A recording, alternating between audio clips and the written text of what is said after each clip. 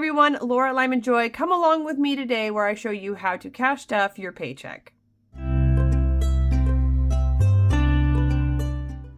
Hey everyone, this is Laura Lyman Joy, and today I'm going to show you how to cash stuff your paycheck. This will be the next one in the series if you've been following along. We've done our yearly goals, we've done our sinking funds, mapping it out, we've planned out our monthly budget, and now I'm going to show you how to cash stuff your budget so that you can see where all the numbers go, where I get them from, and how I apply them. All right, so for those of you that don't know me, I'm Laura at Lyman Joy. I'm a wife, a medical coder, and a mom of 6, and I'm on a journey to become debt-free and break generational cycles of debt so the next generation can live and give like they were meant to. So if that interests you, then stick around and go ahead and hit that subscribe button to be part of the Lyman Joy community, and hit that bell icon so you're notified every time that I do a video, hoping that it keeps you motivated and going through this year of 2024. All right, let's get straight into it. I'm gonna take a quick sip as I normally do. I went to Disney, got sick. It shared with me COVID and all kinds of other wonderful stuff. And so I'm still on the mends, but I'm getting there and we're finally on the uptick of healing. So we're excited about that. All right, so let's get straight into it for today. Okay, so like I said, we've mapped out all those things. We've done the yearly goals, and if you haven't seen it, please start at the beginning of this playlist that I'll link this to. And we went to the planning. I planned my cash wallet and my planner for my low and high priority subscriptions, my budget overview so I never miss a bill. This is an important step. And then I went ahead and I mapped out my monthly budget. If you missed that, I will link it above. It was the last video that I did. This is really important. I think that no matter if you're a paycheck by paychecker with one paycheck, 3 paychecks, or 10 paychecks, start with a monthly budget. The only difference I would say is if you only get one paycheck, this is your monthly budget and your cash stuffing all in one, and you would cash stuff right off of this monthly sheet and your breakdown, and you would just cash stuff right away. For me, I have 3 paychecks, so I did that monthly budget, giving me a nice overview of all of the funds coming in and all the bills going out, and all my debt snowball, my cash envelopes, and my sinking funds, and my savings challenges a little bit there at the end, giving me a home for every single dollar and landing a zero-based budget. So once I've done that, now I'm ready to cash stuff. My first paycheck has come in, and I'm ready to plan out my week and plan out my first paycheck. All right, so let's get straight into it. Okay, so we're going to plan this next coming week. I'm actually already a little bit into January, but that's because of COVID, but it kind of stealed my weeks anyway, so we're just going to pick up from here out. Usually I would do this probably a week ago, but we'll just go off of the next week. So we are in January. Some things I'm going to think about is I have rugby, let's see here, coming up Monday, Wednesday, and Friday. And then we have a rugby game right here. I am trying to stay on top of my meal planning, so I just want to remember, use your e-meal planning. And if you don't know what that is, I'll go ahead and do a walkthrough of that here pretty soon. But basically, I've planned all my meals. I added them to my app, which sent it over to Walmart pickup. And I picked up the exact ingredients, so I'm never missing an ingredient. It's all planned out.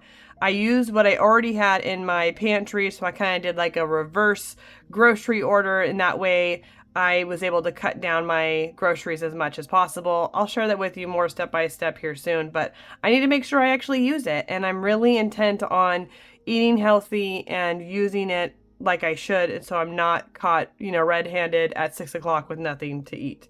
And that's when poor decisions happen, right?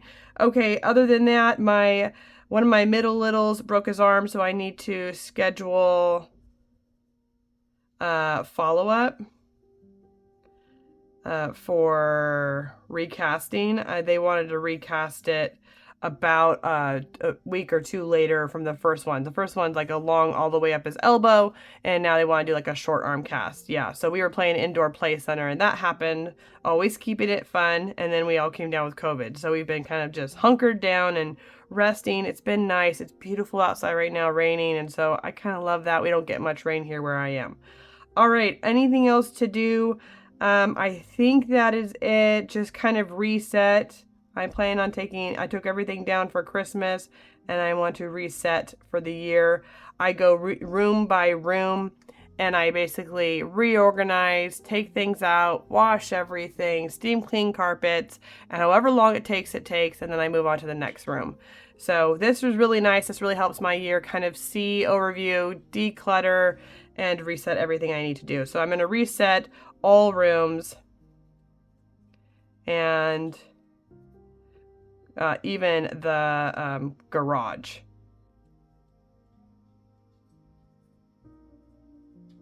Okay. All right. So I think that's a bit for the week. I don't have anything here or here or here. We just have church. That's it. Oh, I take that back. I'm starting a new women's group right here.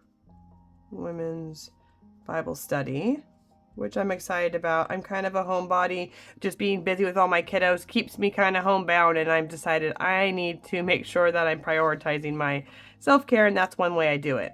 Okay, so plan out your week, get a good vision of that. If you're going to do stuff that costs a lot of money, you need that planned out. Things that are going to maybe need you to alter your budget. These are the kind of things you need to think about when you're doing your weekly planning so that you have just good vision casted for the next week or two.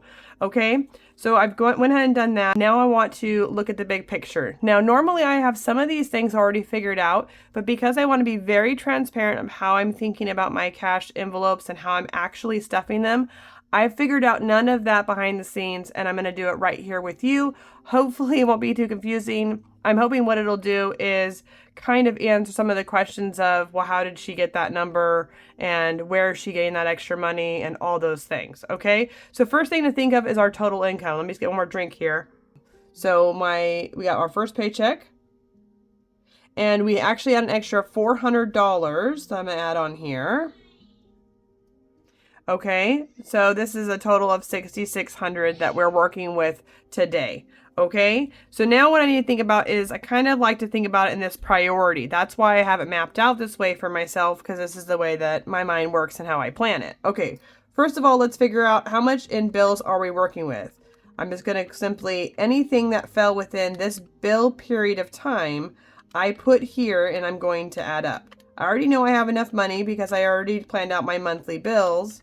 All right, and let's see. So $48.11. That's how much my monthly bills are going to be right here for this time period. So when I planned out my monthly bills, I have my paycheck number 1 here. And then I have these 2 paychecks that I combo and cash stuff here. These 2 paychecks that I combo and cash stuff here. So if you get paid bi-monthly, you're going to cash stuff twice. If you get paid once a month, then you're going to plan out your monthly bills, and right off these monthly bills, you're going to cash stuff this amount. Okay? And if you get paid, X amount, even more than I get, then just combo a couple. It'll make it a little easier for you and cash stuff a few times a month. But I do suggest if you get more than one, that do a monthly budget and then the paycheck by paycheck afterwards, so that you kind of have a better little big view and a more targeted view. Okay, so I went, okay, between the 1st and the 5th, my next cash stuffing, what bills fall within this period of time? And I was able to write down all the bills that fell within that period of time right here. That's where I got those from. Then I did kind of the same thing for my cash envelopes, right? We already planned them out. And so I was able to take them and divide by 3, because that's how many cash stuffings I do. Same with my sinking funds. I took those and divided by 3. Okay, because I do it 3 times. So if you only have 2, you're going to divide by 2 or however, right? Okay, I put that here. So let's total up how much this one is for my cash envelopes. We have 30 and 15 and 5 and 20 and 5 and 10 and 20. Okay, we have 105. That's how much my cash envelopes are going to be. And then my debt snowball is 800 and my HELOC is 529. So 1329. And I'll explain more about my HELOC coming up here probably on Monday or Tuesday to help you understand why we did that, what the risks are, because there is some, and kind of what we're doing going forward with our debt and stuff. Okay, so I like to now pause at this time. I like to take my total income. Let's take that $6,600. Okay, whatever your income is, take that, subtract it from your bills. That gives me a remaining of $17.89 minus my cash envelopes. This is non-negotiable. I'm going to spend this money anyway because, I mean, let's be honest, it's hard to maintain longevity of not eating out or not spending money on your kids or, you know, extra things that pop up. So I make sure to always have this money. Some of these categories are just extra buffing, like kids extra buffing, and my fund, I just kind of do little bits here and there because I have other funds that I can use for bigger, more bigger needs than that. Okay, so now I've remained $16.84. Okay, I am going to do my debt snowball. So I'm going to minus $13.29. That leaves me $355. Let's quickly add this up. We have 40 and 10 and 5, 45, 15 and 15. Okay, so I have about 355. I have 130. It means that I'm going to have some money left over, right, to put in a savings challenge. This is where I usually pause off screen, and you guys don't know, but I change these numbers around to meet my high priority sinking funds faster. So if we go back to my high priority sinking funds, excuse me, let me take a sip of this. Sorry, my throat is still pretty much killing me. Okay. My high priority sinking funds, we'll see that I really wanted to try to fully fund these early. And because the reason why I want to do that is if these become fully funded early, then I am able to focus on more of my long-term goals and meet my goals and expectations faster. The faster I can do that, then once all these necessities are met, because to me, they're still necessities. Otherwise, I go back into debt. So without car maintenance, when your car breaks, you're going to go back into debt. You know, without the emergency fund being adequately funded, you could go back into debt, right?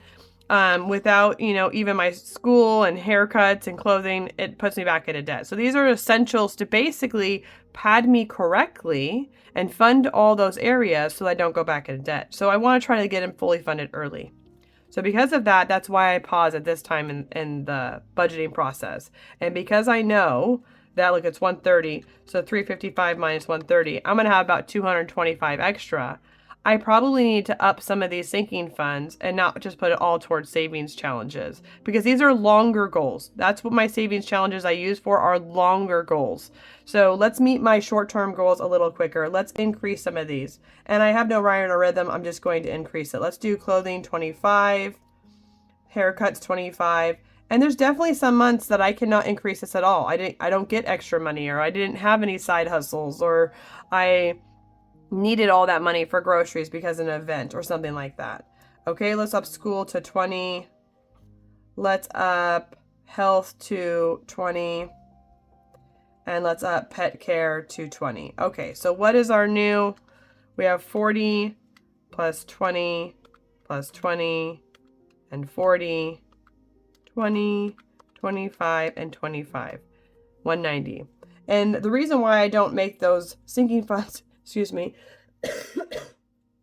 Oh, and the reason I don't make those sinking funds, larger is that on my most tight month, I'd be able to fulfill these. When I created my sinking fund goals, I made them to my most tight month. That way, I always had enough to minimally fund them. But if I ever have extra, I want to maximize that money and put it towards my goals to get there quicker. Okay? So now we have 190. So now let's take that 355 and we're going to minus 190.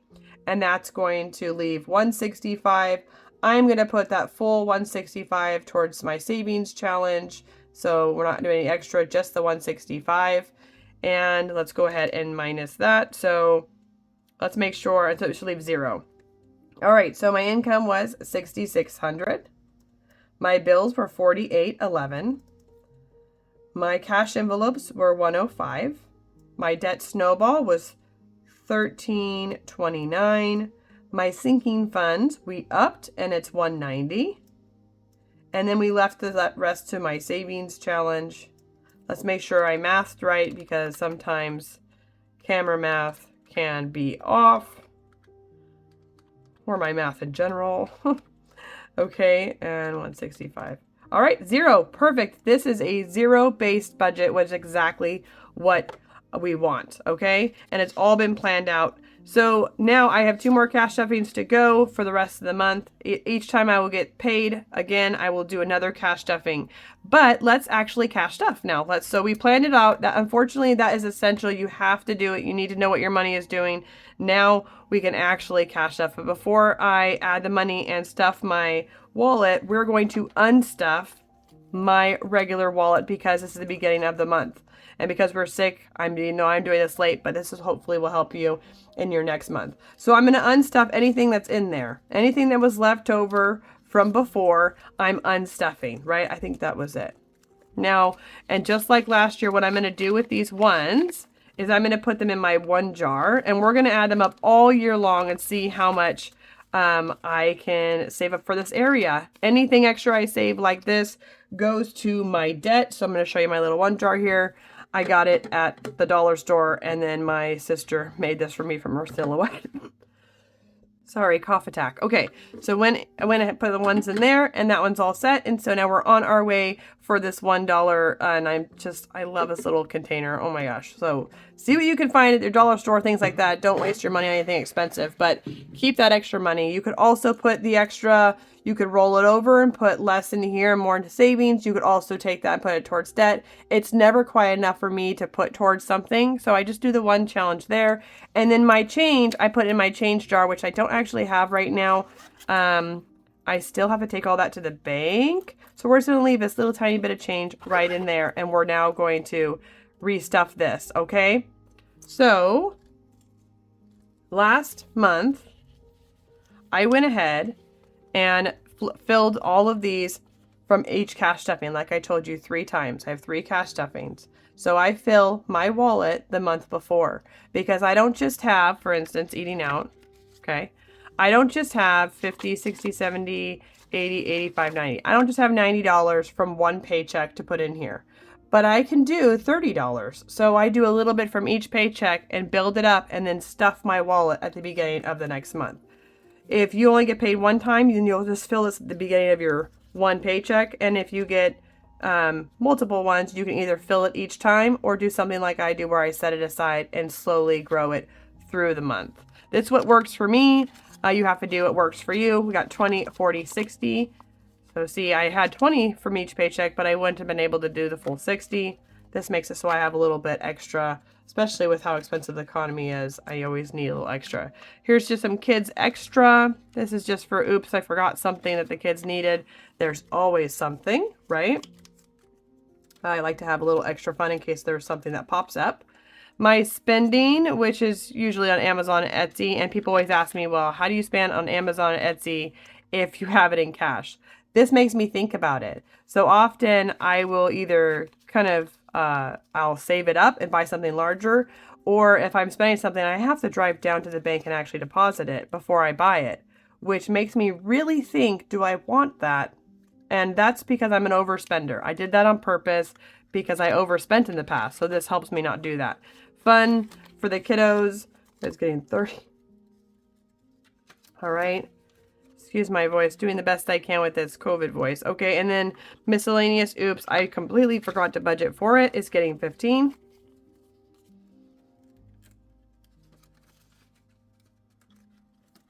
And then let's see. Childcare. If I'm going somewhere, I will usually pull it and put it in here. And if I'm going to go shopping for clothing, I will put it in here. I like to have these little extras, or going to the doctor's, I'll put it in here. But I don't do those things often, so I just kind of keep them there as needed and use it as I go. All right, so my wallet is all set and filled for this month. That's where I spend all my spending out of. I won't be swiping my debit card or any of those kind of things. It's all going to be here. Biggest key to stay on track, stay within your envelope. If you run out of eating out money, do not go into your other envelopes. Tell yourself, I will not go into my other envelopes, because that's really where it starts to work for you. If you go into those other envelopes, it doesn't work as well. My husband, he'll come and grab his, but because we're going to cash stuff, I'm going to pull it for him and put it off the side. But normally he's already grabbed it by now. But like I told you, we've all been sick, so we haven't done that. All right.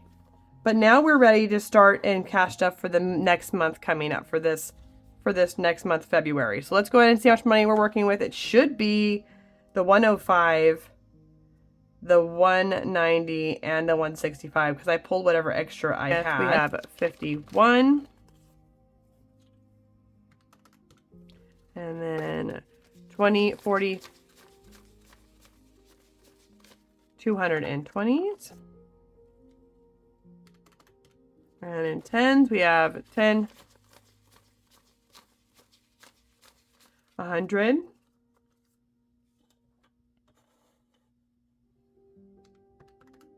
And then in fives, we have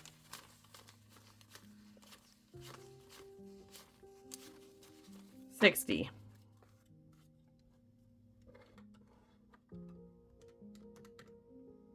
Was $460. All right, so $460 is what we have there, and now we're gonna go ahead and stuff it. So eating out gets 30.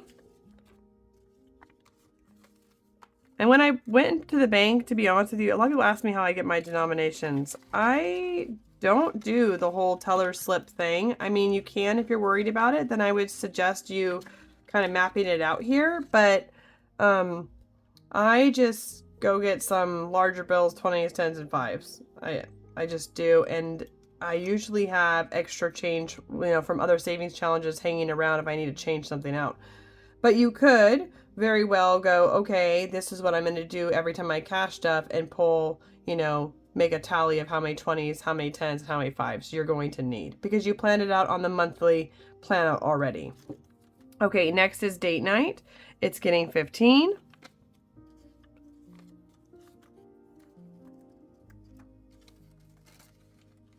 Alrighty. And I do need a good date night after being home with the kids for like a month and then being sick. It would be nice to go out. Kids is going to get 5. And these are just kids extras, things I forgot. Spending is going to get 10. And these again are for next month. These will be for February. Family fun is going to get 10.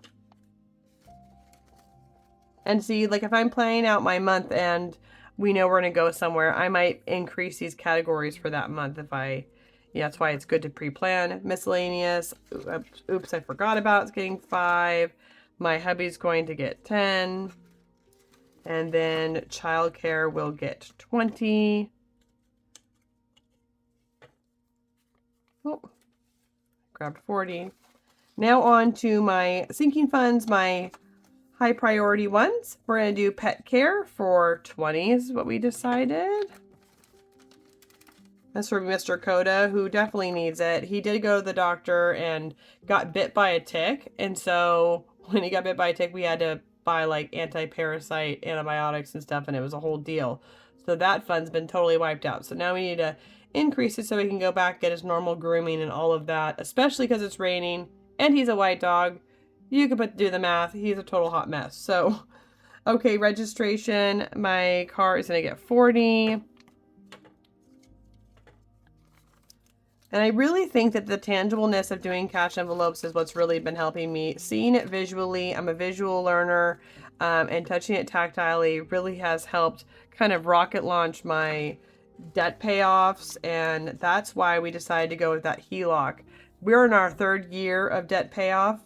As unfortunately, my eldest kiddo has heart conditions and the medical bills were enormous.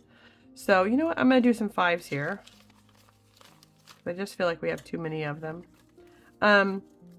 Yeah, so we are still paying all that off and we are getting close. I'm excited to share that with you guys on Monday. School is going to get 20. Let's do 2 10s.